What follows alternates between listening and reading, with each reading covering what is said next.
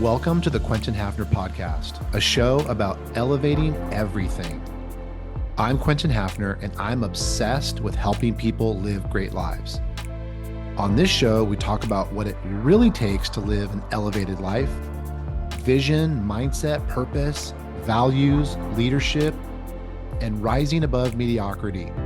All the inner and outer work required to build massive success and meaningful significance. Let's get into it.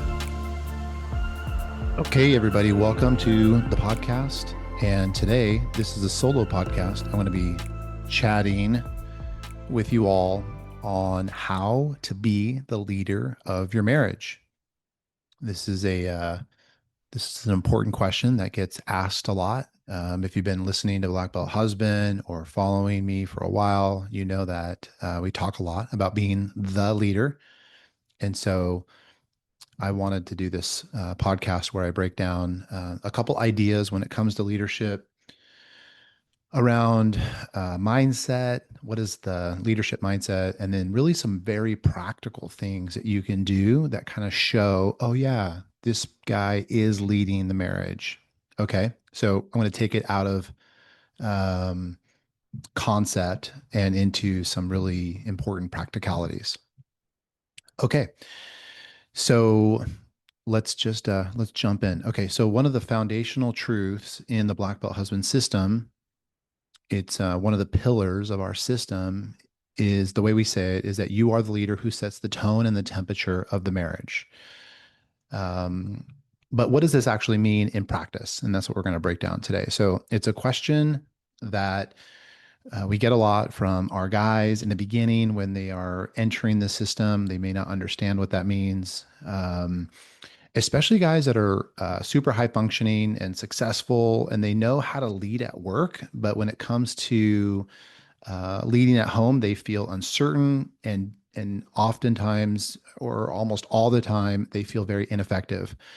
So they get the idea of leadership when it comes to kind of boardrooms or being on a team, but the moment they walk through the front door at home, all of that clarity and all that understanding seems to vanish for them. Okay. So they get home, and like, what does that scenario look like? Their wives are upset. The connection is off. There's lots of conflict. And so instead of leading the relationship through all that, they find themselves either retreating, reacting, or even resigning.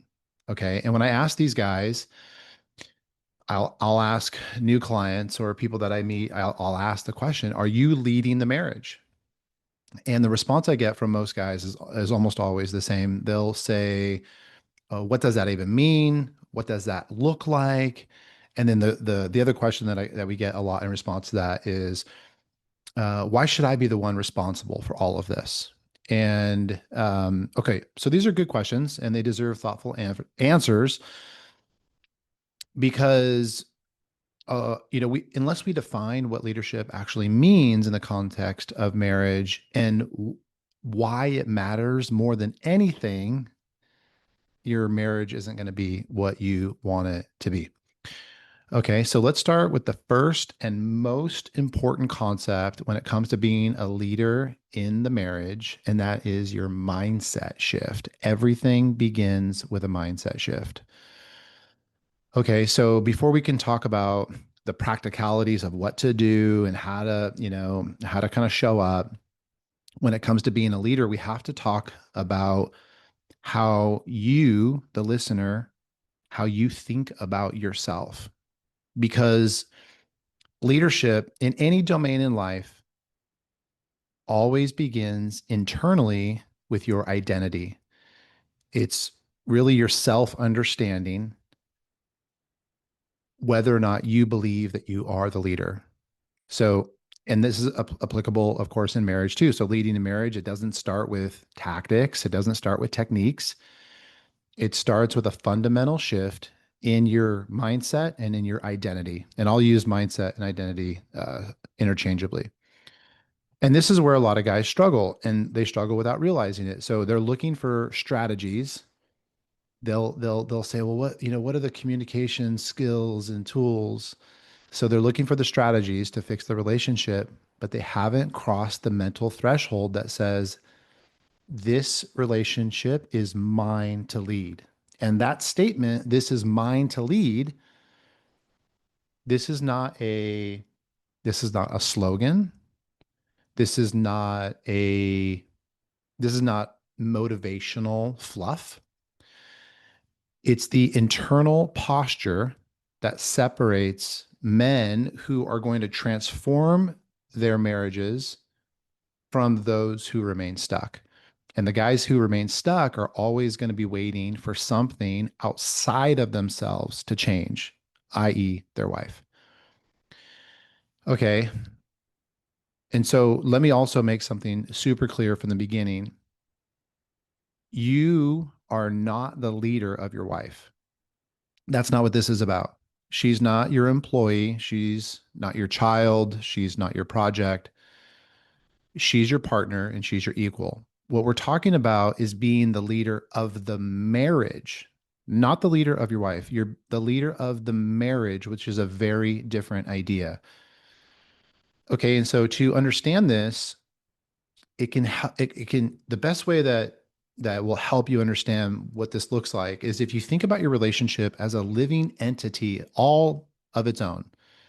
Okay, it's something, the relationship is this living entity that exists between the two of you.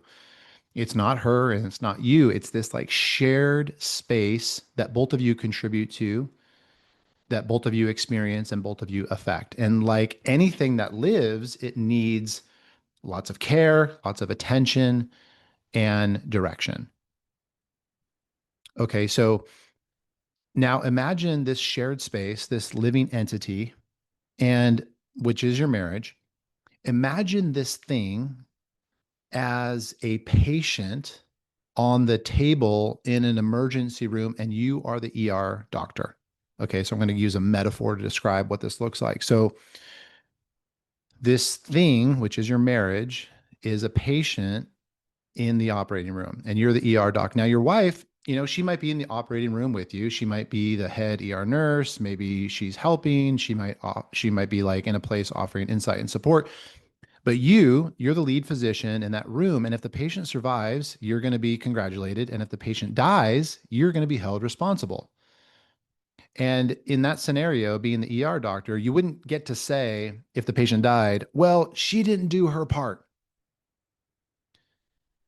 Okay. The physician is the one who owns the outcome, not because he was the only one involved, but because leadership in that context is about taking responsibility. And that's what real leaders do.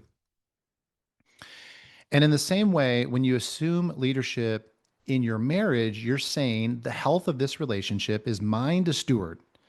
I can't control everything, but I am committed to leading this well towards success. Okay. And this mindset, it's very difficult to adopt if you're stuck in resentment and you're waiting for fairness. A lot of guys listening to this, you're going to feel that.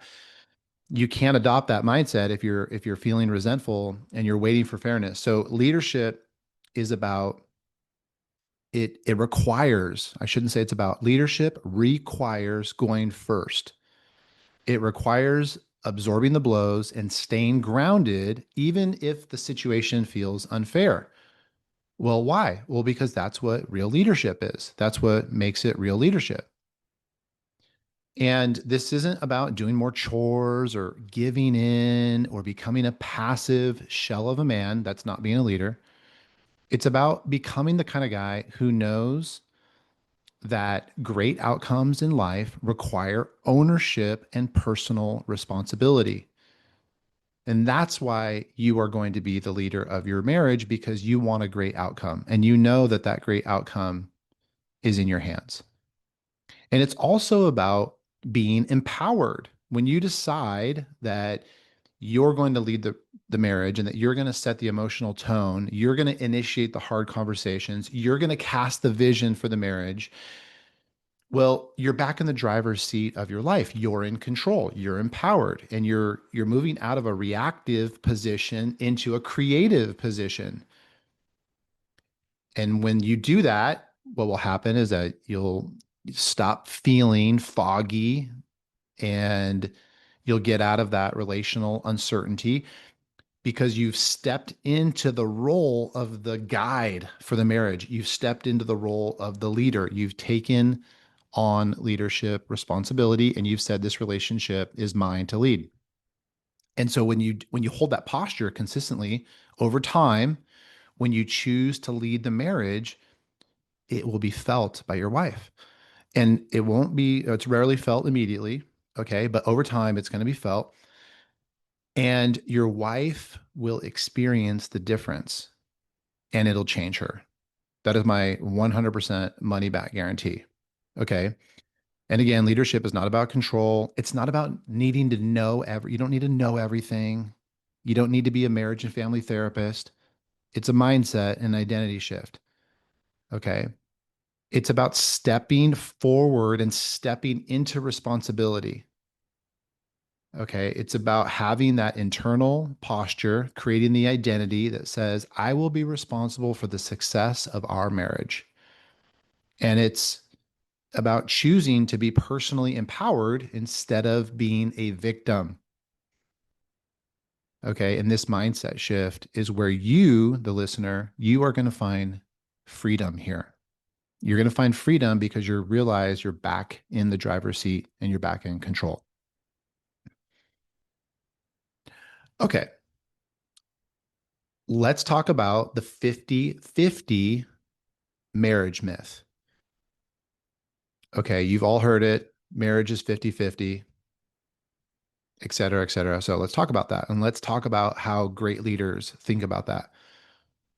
So, what I know with so much certainty is that if you're going to lead your marriage well, you have to give up that common but very unhelpful idea that marriage is a 50-50 partnership. It's not a 50-50 partnership. On paper, that sounds like a really nice idea. It sounds like if you do your half and she does her half, everybody wins. But in real life, in real marriage, that mindset actually creates more problems than it solves. Because what it does, it subconsciously and very subtly trains you to focus on what she's doing and to withhold until you see her doing her part. Now, you might not admit that to yourself, but often if it's unconscious, subconscious, if you're very honest with yourself, you will admit that you play that game. Like I will do better when I start to see her do better because I'm waiting to see her 50% and then I'm going to do my 50%. Or I've done my 50%. And so I'm going to stop doing anything else because she's not doing her 50%. And so it's like we have that internal script and it can sound something like, I'll be kind when she's kind. I'll open up when she stops shutting down. I'll invest more when she appreciates what I already do. And what this leads to is it leads to a relationship that is let's say it's full of invisible scorekeeping and emotional withholding. You start to live in this posture of like you're anticipating and you're constantly watching to see if she's showing up with her half and you're adjusting what you do based on her effort. That is not leadership. And a lot of guys do this because it feels protective. But in reality, what it does is it actually creates more pain for you.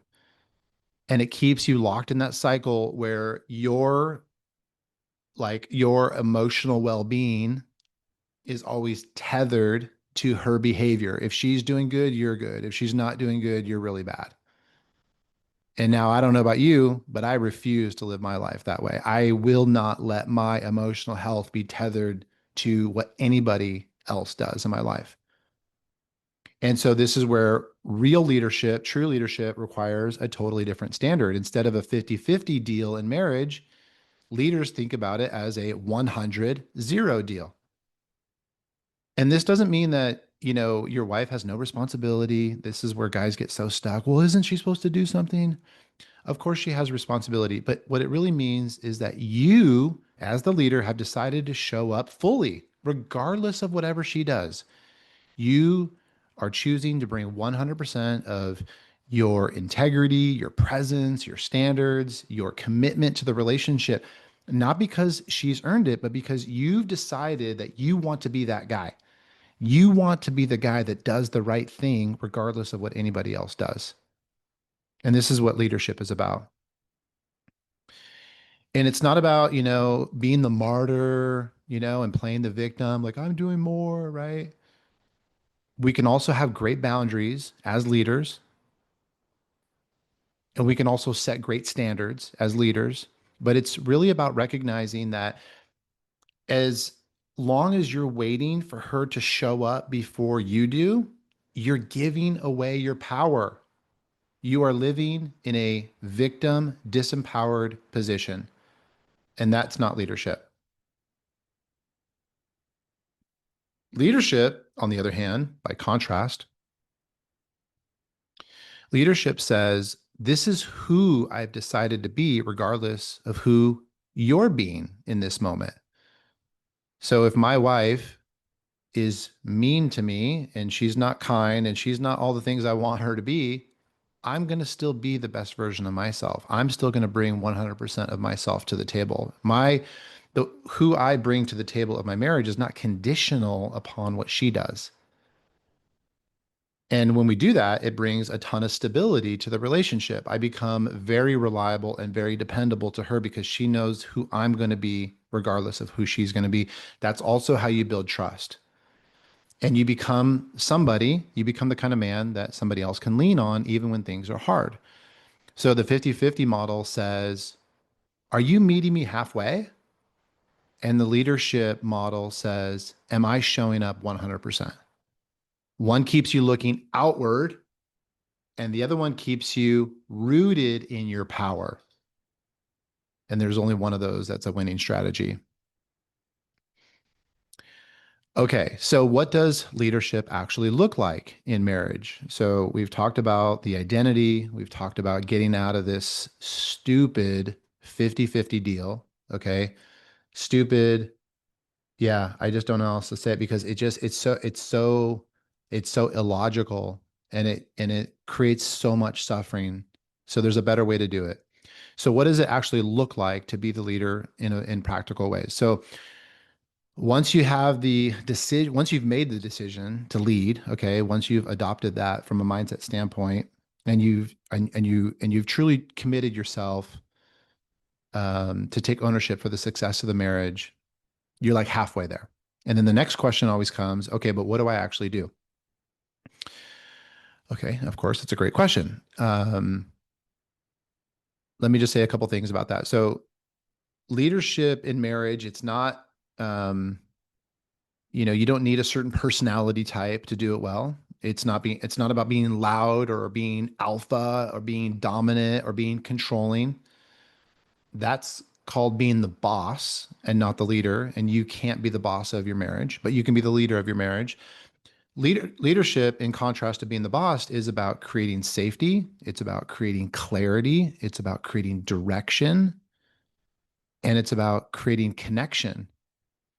And just like a good captain leads a crew on his ship through a storm, or the skilled, the analogy we used before, the ER doctor leads the operating room through a complex case, that's what good husbands do. Okay. So I want to give you some very practical ideas on being a leader in the kind of day-to-day life of a husband. This is definitely not a comprehensive list, but when I show you this list, I think some things might click for you. It's a great way just to get started if you're not sure where to begin. And remember, it's about doing this consistently and trusting the process that if you do this, your relationship will shift over time. Okay, so number one is realizing that you set the emotional tone of your home, whether you want to or not. It's important to think of yourself as the emotional thermostat. Your internal world, what's going on inside of you, what you bring into the room, it becomes the tone that everyone else reacts and responds to. Okay, so if you feel tense, everybody feels it. If you're frustrated, they absorb it. If you're withdrawn, they also feel that too. And the reverse is also true. When you bring calm and stability and warmth and love and groundedness, people can relax, i.e., your wife. And also your kids too. If you think about it from a parental standpoint, your kids can settle down. Your home becomes a place of peace. Okay. And this isn't, I just want to make it clear. Okay. This isn't about stuffing your feelings or suppressing stuff or just pretending that things okay when they're not. This is about learning to regulate your nervous system. It's about learning to have disciplined self-control, impulse control, emotional stability. Okay, so this is not the same as stuffing your feelings. This is about recognizing what you're feeling and being able to manage it. And so you could take full responsibility for your emotional energy. Okay, so what are some like really practical ways to lead in this category? Okay, so well, you could number one, you could learn how to slow your breathing down before you walk into the door. You can learn how to speak in a very calm and steady tone, especially during conflict. You can use physical touch. You can use eye contact. You can use soft humor to change the energy. And the most important one that guys forget to do all the time, you can smile, even when you don't feel like it. It tells everybody, when you smile, it tells everybody you're safe. You're safe with me. Okay. So this is how you lead the relationship. This is in that category of setting the emotional tone. And of course, this isn't easy, but this is essential when it comes to leadership because remember, everybody's getting their cues from you. Okay, number two, practical way to be the leader. You initiate repair. You initiate repair. So you have to understand that all couples, they're going to experience conflict, disconnection, and moments of tension. And what separates leaders from passive husbands is who goes first in making the repair. And so good leadership when it comes to marriage means that you that's this thing, how to say this. So even when you feel like she was more wrong, you take the initiative to repair the relationship, not because you feel like you're at fault, but because you've chosen responsibility. And that's what leaders do. Most guys wait way too long, hoping things are going to magically just like restart or reset, or that their wife will like just eventually get over it. But every time we leave a moment of tension left unrepaired, it just adds another brick to this giant wall between you. So on a practical level, don't wait days to reconnect. Once once the tension is there, okay, own it early and just say something like, "Hey, it feels like something's off. Can we talk?" I can't tell you how many guys will just avoid asking that question. And when we ask questions, we want to really work on not being defensive. Okay, so we could say, "Hey, how are you feeling right now?" And we genuinely want to know how they're feeling. And of course, we need to learn how to apologize when it's necessary without trying to justify our bad behavior. We can say things like, "I see how that hurt you, and I'm sorry." Okay, so we are initiating repair. If you want to lead your marriage good, you have to initiate repair. You can't sweep things under the rug and you can't hope for a better day that just time is magically going to be your friend. Number three, great leaders cast vision for the relationship. Every strong leader in business has a clear vision. Okay. So being a leader is not just about surviving the day to day and keeping the boat from sinking. They point the boat towards a meaningful destination, and your marriage needs that too. Because if you don't have a shared vision, your relationship will slowly over time start, without an anchor, it starts kind of moving to that rocky shore. So the busyness of life, logistics, chores, everything goes into like survival mode. And over time, important feelings of love start to feel more like cohabitation, co-management, and that's not a good thing. So great leaders cast the vision. So what does that look like practically? So set great leaders, we can set time aside every month to check in. Hey, how are we doing? What's going on? What's working well? What's not going well? Plan future-oriented conversations around finances, trips, goals, values that you have. You can ask her questions like, what kind of marriage do we want in 5 years? If you're listening to me right now, when was the last time you asked your wife a question like that? Instead of your wife dragging your butt to couples therapy, couples coaching, a relationship retreat, you initiate it. Wow. That's a that's just a novel idea. Be the one to plan the date night. Okay. So that's you casting vision for the relationship. That's you saying, I'm going to do these things because I want us to succeed. Okay. And here's the other thing too. A lot of guys get stuck on doing the right thing. You don't need to worry about what the right thing is. What you need to worry about is it's like the effort here goes such a long way. The effort goes such a long way. Okay, number four, how are we practically leading? You are going to stay grounded during conflict. Okay, so what does that mean? I say that this is one of the most visible signs of leadership is how do you show up when things get heated? And so most guys fall into two camps or two traps. They either explode in defensiveness and they get angry or they shut down in silence. When there's conflict in a relationship, they either get really big or they get really small. And both are, the truth is both of those moves, they're rooted in emotional immaturity and they're not leadership qualities. Okay. So that might sound judgmental. It is judgmental. If that's you, you have to work on that.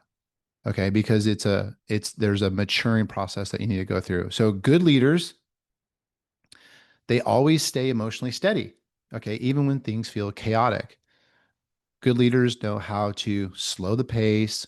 They refuse to match the intensity and they create lots of emotional safety. Okay. So practically, what does that look like? So when things escalate, we don't escalate with them. We lower our tone. We say things like, hey, let's take a breath. I want this to feel good for both of us. We learn how to name our feelings instead of weaponizing our feelings. Okay. So we can say things like, hey, I feel really overwhelmed and I want to respond well. Can we just take a break? That's staying grounded in conflict. Okay. We're not getting big and we're not getting small and shutting down. And we're not avoiding hard topics. Okay. It means that we're staying connected while we face them. Okay. Leadership principle number 5 is that we take full ownership. There is no leadership without self leadership. And you cannot lead your marriage well if your internal world is a chaotic mess. If you are undisciplined, if you're struggling with addictions, if you are not physically healthy, these are all signs that you're not taking ownership of yourself because you'll be emotionally reactive, you'll blame, and it'll break trust. Okay. So great leaders start with themselves. They do the internal work, they take feedback, they own their shortcomings with humility. They are less concerned with leading others, more concerned with leading themselves. Because if you lead yourself really well, other people are going to let you lead them. But the opposite is not true. You will not be allowed to lead anybody in the most true sense. If you're writing somebody's paycheck, that's not true leadership. People will not voluntarily follow anybody if they're not leading themselves well. Okay. So what are you doing to lead yourself well? Here's some ideas. You could join a men's group. You can find a mentor. You can find a coach. You can read books. You can go to therapy. You can decide that you want to prioritize your body, your mind, and your spirit. Okay. When you start to do those things, your wife will feel that. And when she senses it, when she senses you taking full ownership of yourself and leading yourself well, what you'll see happen is that her respect towards you will return. And a lot of guys listening to this, their wives don't respect them. And the reason their wives don't respect them is because they haven't and they are not taking full ownership of themselves. Okay, number 6, good leaders call up, not out.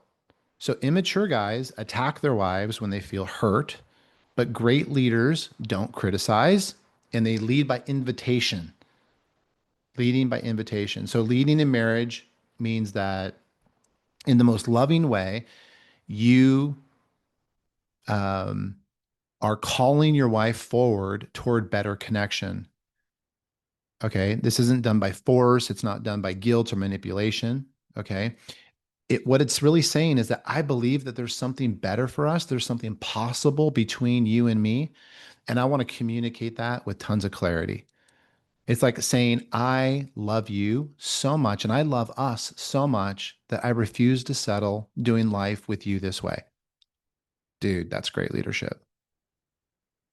Okay. So, practical ways we can do that, we can use like forward focused language, like, I want more for us. We can speak from the we, and we can say things, I don't want us to stay stuck in this pattern. And we can learn how to set boundaries with kindness. We can say, hey, that tone, that doesn't really work for me. Can we try something different? So, calling your wife up is an act of love. It says, I believe in us and I won't settle for less than what we're capable of. Number seven, leaders go first, even when it feels unfair. So at the at the core of leadership in marriage is a simple but deeply challenging idea. And that is that the leader always goes first. And it's one thing to say that you want to lead your marriage. A lot of guys tell me they want to lead their marriage and they deserve to lead their marriage. But it's another thing to consistently be the one who initiates, especially when emotions are high and especially when it feels like you're not the one at fault. But here's the thing, guys, this is the burden and the beauty of leadership. With great privilege comes great responsibility. And great leaders don't wait for someone else to create the environment that they want, they create it themselves. So, in practical terms, it might mean, being the first to speak up when things feel off. The first to say, hey, I'm sorry, without attaching conditions to your apology. It's not like, I'm sorry, but let me tell you what you did. It might be the first to ask hard questions. It might be the first to extend an olive branch, or it might be the first to stop the silent treatment, if that's a thing that you do. Okay. So going first doesn't mean that you're always wrong. It means that you're always responsible. It comes back to self responsibility. Okay. And going first doesn't make you a doormat. Okay. It makes you a creator. And it makes you a creator because you are the one that's creating the foundation for something better that you want. Okay. And you already know this. You already know this, but I just want to say it. I want you to hear me say it because if you wait for your wife to go first, you might be waiting for a really long time. And the longer that gap remains, the harder it becomes to bridge that gap. But when you make it a habit of going first again and again with consistency over time, with tons of love and tons of steadiness, your relationship begins to change. Your wife will begin to soften. Okay. If you want to see the most feminine nature of your wife, start going first. If you want to see the most masculine nature of your wife, you don't have to go first, but one's going to win and one's going to lose. So going first, um, we do this because we want to be people that other people can count on. Okay. And that's why we do it. So, on a practical level, so when things feel off, be the first to speak. Say, I can sense that something's off between us or something's not right between us. Can we talk? If you were wrong, take responsibility without justification. Hey, that wasn't fair to you. I shouldn't have done that. I'm sorry. Make it a pattern to be the one who softens first instead of waiting for her to come around. Okay. And make it a point to speak life over your marriage, even when it's really tempting to stay silent or angry or critical. Okay. When it comes to going first, it's often uncomfortable because it feels unfair. But going first is the surest sign that you're leading your relationship. Okay. And let's talk. Okay, so I'm going to move into a little bit of a different section because I want to talk about what is the cost to us when we abdicate our leadership in marriage. Okay, so I'm going to talk a little bit about masculine and feminine dynamics. Okay, because what I've found is that this is one of the lesser discussed reasons why leadership in marriage matters so much. Um, okay, so in most relationships, especially if you are married to a woman who is strong and capable, there is a subtle, but there's an ever present question running beneath the surface of the relationship. And she's asking this question all the time. She's asking the question, can I trust him to lead the relationship? Now she never asked that question out loud. It's never spoken aloud. In fact, many women, they wouldn't even like consciously like be aware of that. Okay. But it lives in the background of the relationship and it'll dictate how she responds to you emotionally, physically, and spiritually. Now, I am very privileged because I've been lucky enough to be in the conversation with thousands of women who have told me that same thing. I can't trust him to lead us. Okay. So I know women are asking this question. And I also know that when a guy leads well, when he's bringing that like steadiness, the clarity, the conviction, the emotional responsibility to the marriage, his wife is able to relax and she softens, she opens, she reorients herself back into the natural rhythm of her feminine nature, which is which is soft and open. Okay. A lot of guys tell me, gosh, I wish my wife was softer. I wish that she was more relaxed. I wish that she was all these things, more had more feminine qualities. Well, the reason she doesn't have those feminine qualities is because you have abdicated your leadership. Because when leadership is absent from the husband, when he's passive, indecisive, or like volatile, she will jump out of her feminine nature and she'll move into that masculine role. Think about it from like the controlling and critical behavior in women. That's the masculinity. She doesn't feel safe to surrender to you. And when she doesn't feel safe to surrender, she moves into control. And she moves there not because she really wants to. She doesn't want to be in control. She feels like she has to because it's coming from this place of like psychological fear. To she begins to believe that she needs to take over. She needs to manage the planning and the initiating and the directing of the relationship. And she begins to anticipate your mistakes and she'll overcompensate. And she may even begin to parent you like a mother to a teenage boy. And if you are in a relationship that feels like that, that's exactly why this is happening because you have abdicated you leading the relationship. And on the surface, on the outside, if you look at this, you might look at it and think like, and this is how people look at it, and they look at it wrongly. They think that, oh, um, this is just her being strong or capable. But the truth is, she doesn't like this role, and she will resent you for putting her in it. She doesn't want to be in control, but she will not let go of control because it doesn't feel safe enough because you're not leading. And so she'll get resentful over time.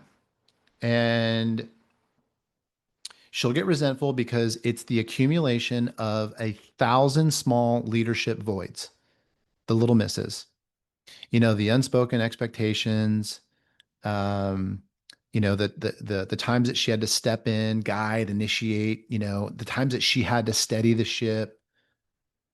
And it's that sting of realizing that you don't do that, that you often miss that. And she's desperate for you to lead, but unfortunately, you keep abandoning your post. And so over time, she becomes, sharper, more critical, more emotionally distant. And you feel that. And what you do, this is where you make a mistake. You wrongly misinterpret that as that she's just unhappy.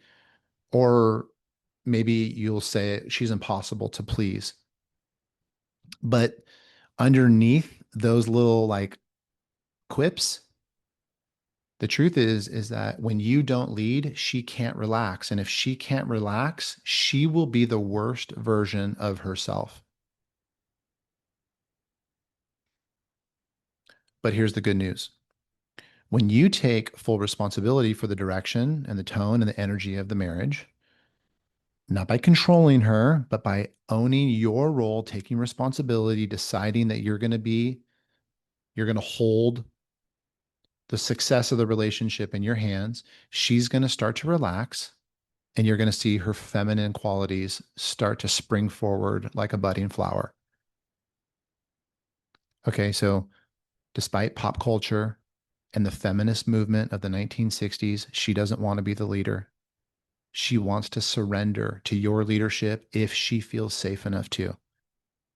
But she will only do that if you decide that you're willing to lead.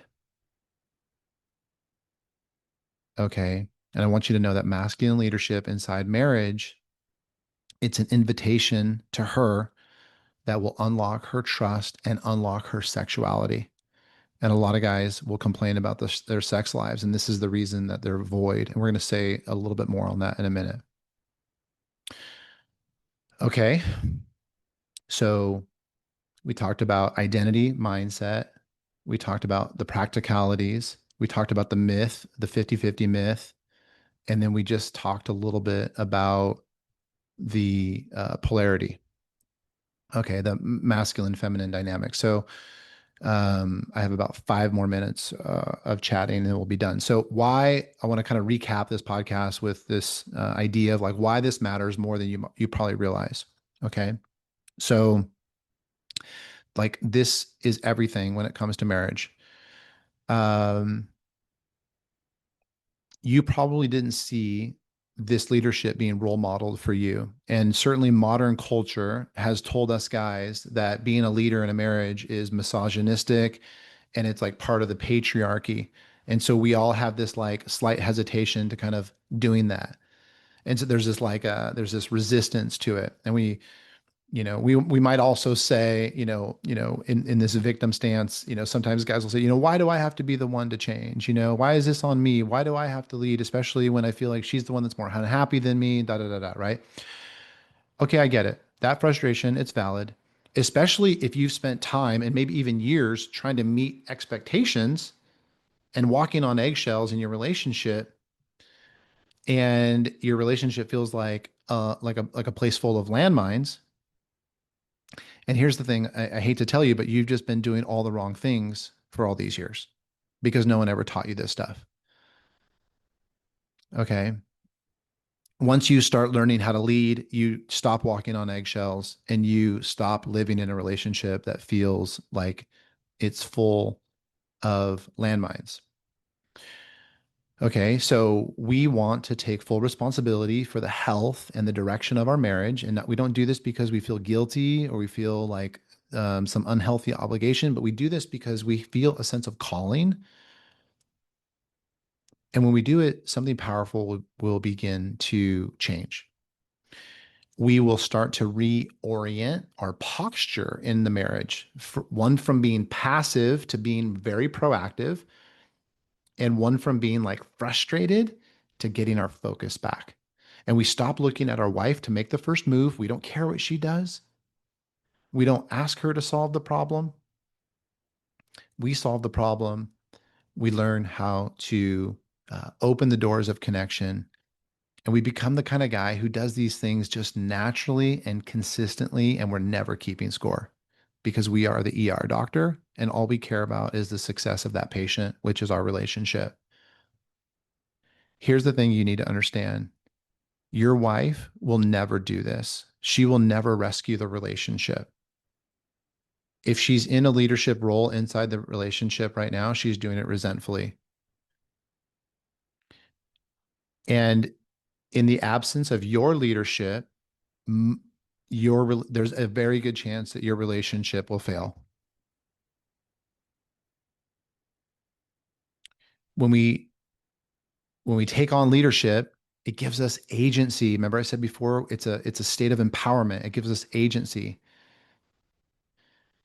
And it restores this sense that you are not at the mercy of your wife's moods, her needs, the pressures of life. When you lead, you regain control. This is why it's like a gift to yourself. You don't do it for her, you do it for yourself.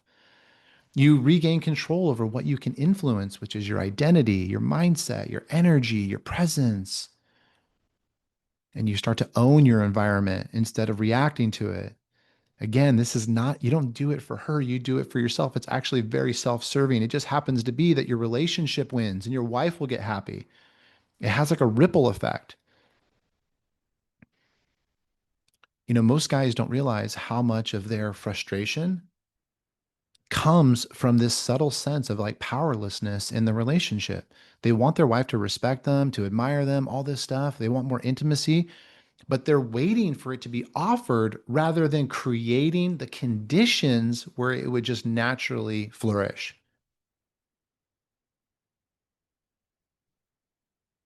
Okay, so we're learning how to be creators. As leaders, we are creators. We're builders. We're building the thing that we want instead of waiting for that thing to come to us. And when we do that, she's going to feel safe and she's going to begin to relax. She's going to begin to surrender psychologically.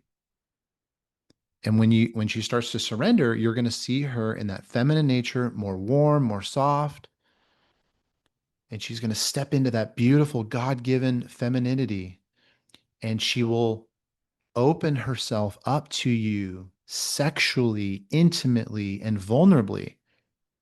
And yeah, a lot of guys talk to me about their sex lives. They want a better sex life. They want more sex, a lot more. And when you lead, that is almost always a byproduct. And the cool thing is that your wife will initiate it. It'll feel less like a transaction. It'll feel less like you're getting some like reward, some like, doggy treats for being a good little doggy. It's like, that's horrible. When you learn how to lead the marriage, when you decide that you're going to lead the marriage, your wife will initiate sex again. Because the thing that a lot of guys don't understand is that sexuality and libido for women often comes from this need to feel safe, and she will never feel safe if you're not leading.